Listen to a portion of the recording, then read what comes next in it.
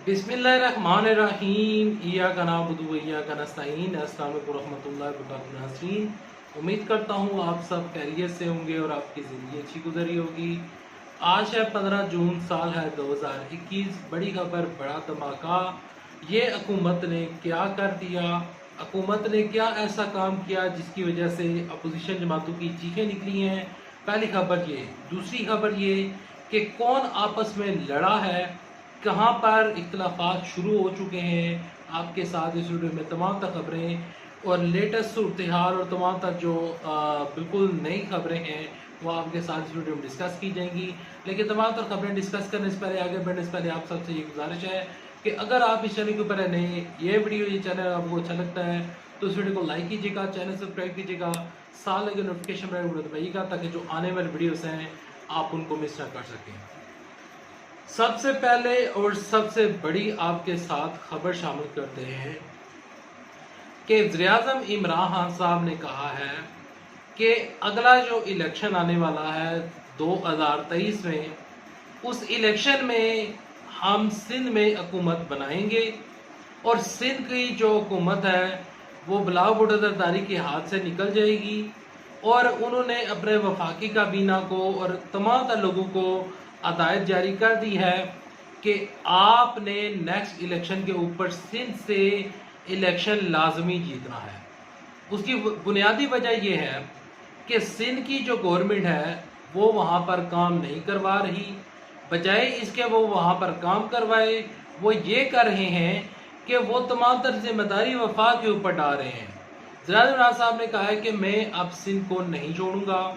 यहाँ पर जो चीफ जस्टिस गुलजार अहमद हैं उन्होंने कहा है कि सिंध की जो गवर्नमेंट है वो नाले की जमात बन चुकी है और उन्होंने कहा है कि सिंध की जो गवर्नमेंट है वो नाले साफ नहीं करवा सकी तो वो क्या काम करवाएगी।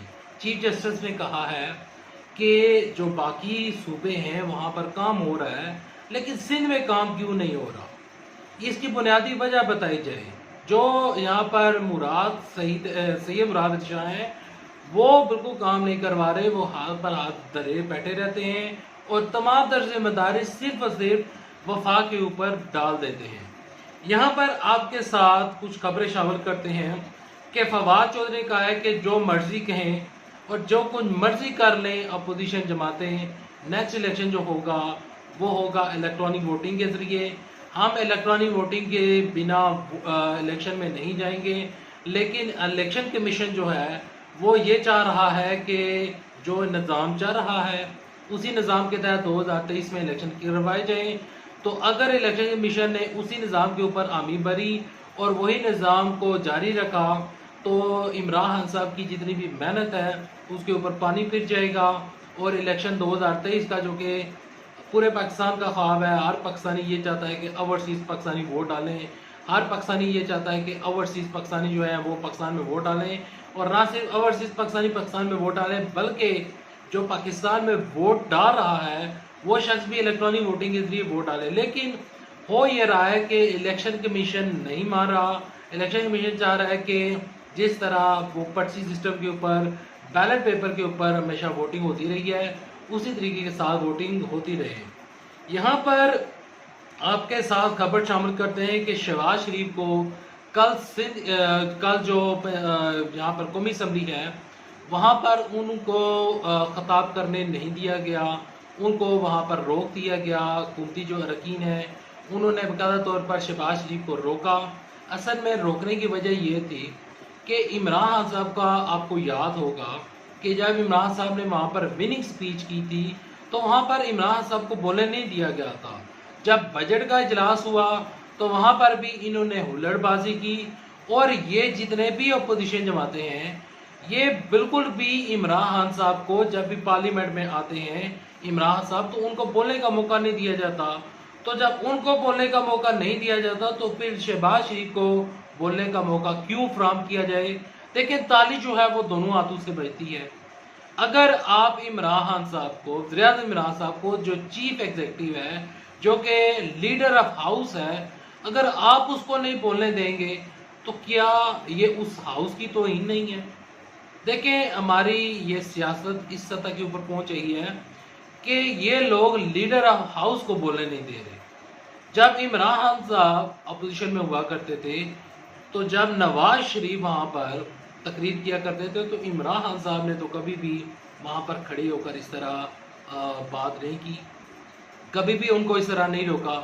लेकिन शहबाज शरीफ जो हैं वो उनकी जानिब से हमेशा एक बिल्कुल गैर इखलाकी कह लें, एक बिल्कुल ही अजीबोगरीब रवैया उनकी जानिब से हमेशा नज़र आता है। एक तरफ तो कहते हैं कि वो बड़े जमहूरी लीडर हैं, और दूसरी जानब जो है वो जो यहाँ पर शहबाज शरीफ हैं वो ऐसे काम कर जाते हैं कि जो जिनकी जमहूरियत में किसी किस्म की कोई मिसाल नहीं मिलती।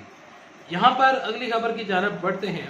मैंने आपको शुरू में बताया था कि लड़ाई अरूज के ऊपर पहुँच आई है, लड़ाइयाँ शुरू हो चुकी हैं, और जिस तरह मरियम नवाज कहा करती थी कि हा पीडीएम में लड़ाई होगी, हा पीडीएम में लड़ाई होगी।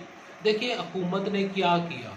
हुकूमत ने पहले ये किया कि जिस तरह ये लोग पहले एक दूसरे का गिरबान फाड़ते थे, एक दूसरे को गिरबान से पकड़ते थे, कपड़े फाड़ते थे, और एक दूसरे को कहा करते थे कि हम तुम्हारे साथ बैठते नहीं हैं।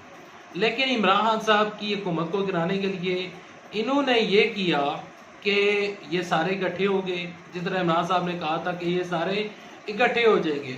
लेकिन अब जो लेटेस्ट सूरत आई है वो ये आई है कि JUIF ने ये कहा है कि हम 17 तारीख को बिलावल भुट्टो जरदारी के खिलाफ एहतजाज करेंगे, और सिंध में एक धरना दिया जाएगा, और सिंध की जानब एक लॉन्ग मार्च किया जाएगा। प्यारे पाकिस्तानियों, देखें पाकिस्तान की सियासत कहाँ पहुँच आई है कि जो लोग कल इमरान खान साहब के खिलाफ एहतजाज कर रहे थे, जो लोग कल अदारों को बुरा भला कह रहे थे और कह रहे थे कि जन्नत कमर बाजवा और ये जितने भी लोग हैं इन्होंने इमरान खान साहब को सिलेक्ट किया है और वो सिलेक्टर हैं, इस्टेब्लिशमेंट इमरान साहब के सिलेक्टर्स हैं, लेकिन वो तमाम बातें जो है वो पीछे रह चुकी हैं। मुल्क जो है वो आगे की जानब बढ़ रहा है, और मुल्क आगे की जानब बढ़ता हुआ नज़र आ रहा है। देखिए हुआ क्या है, हुआ ये है कि जिन लोगों ने इमरान खान साहब के खिलाफ एहतजाज कर रहा था वो लोग बिलावल भुट्टो जरदारी के खिलाफ एहतजाज कर रहे हैं, और जिन लोगों ने मरियम नवाज शरीफ ने इमरान खान साहब के खिलाफ एहतजाज करना था, लॉन्ग मार्च करना था, वो बिलावल भुट्टो जरदारी के ऊपर तपी हुई हैं। और जो बिलावल भुट्टो जरदारी हैं वो कभी शहबाज शरीफ के साथ हो जाते हैं, कभी उनसे किनारा कशी इख्तियार कर लेते हैं।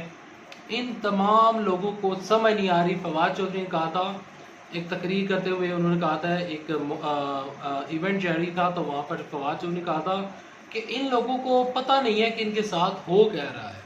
वाकई ही इन लोगों को कुछ नहीं पता कि हो क्या रहा है, और हुकूमत ने ऐसा काम कर दिया है कि ये लोग कुछ भी करने के काबिल नहीं रहे हैं। आपस में ही लड़ रहे हैं, आपस में ही एहतजाज हो रहा है, आपस में ही लॉन्ग मार्च हो रहा है। 17 तारीख को लॉन्ग मार्च होगा, तो क्या सिंध की गवर्नमेंट जो है, जो कि जमहूरियत का बहुत ज़्यादा डंडोरा पीटती है, तो क्या जमहूरियत को फजलुर रहमान से कोई ख़तरा नहीं है?